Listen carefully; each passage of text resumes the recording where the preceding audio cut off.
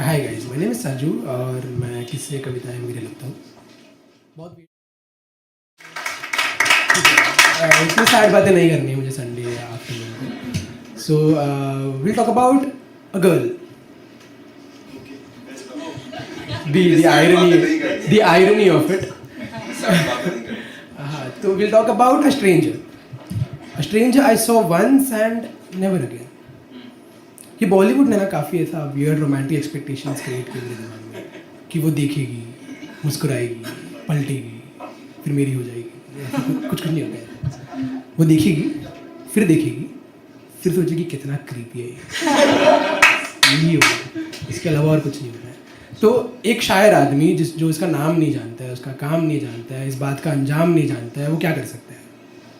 वो उसके बारे में लिख सकता है। तो मैंने लिख दिया कि वो मिले तो आसमान में भी एक बेपरवाही सी होगी, वो मिले तो चांद के हर दाग में भी रोशनी झलकेगी, वो मुड़े तो उसकी आंखों में अपनी ज़िंदगी बिता लूँगा, वो चाहे तो उसकी बेपनाह बातों में अपने कुछ किस्से रच लूँगा। लेकिन मैं कहाँ उसकी नज़रों में, वो देखती थोड़ा ऊंचा है ना, और मेरी नज़र तो बस ज़मीन पर टिकी रहती है। कुछ इसी तरह मेरी मुलाकात उससे हुई थी कि शाम की लोकल के इंतज़ार में 2 ट्रेन छोड़े एक बेंच पर बैठा था। हज़ारों की भीड़ में एक हंसी जो मेरा वक्त रोके वहाँ खड़ी है। वो जो मुस्कुराए तो किसी रोते हुए को पनाह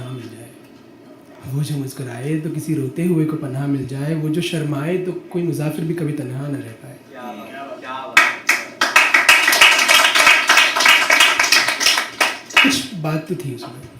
कुछ बात तो थी उसमें कि पश्मीने से जुल्फ़ों में उसने हवाओं के करवट बदल दिए।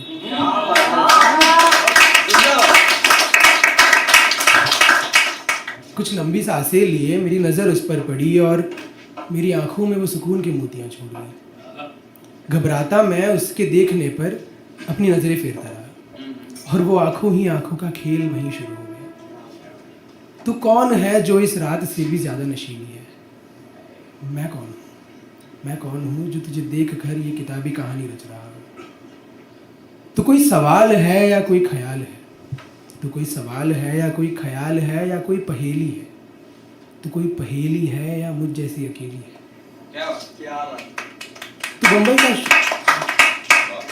तो बम्बई का शोर है या किसी कटी पतंग की डोर है। तो अजनबी है या कोई फरेबी है।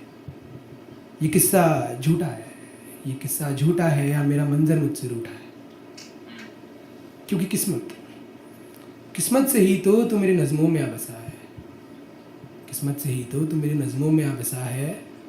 मैंने एक पल अपनी पलकें झपकाई और पीछे से एक रोशनी लिए अगली ट्रेन आ गई, और वो किस्सा वहीं ख़त्म हो गया। To the girl I saw once, to the girl I never saw again, you are beautiful.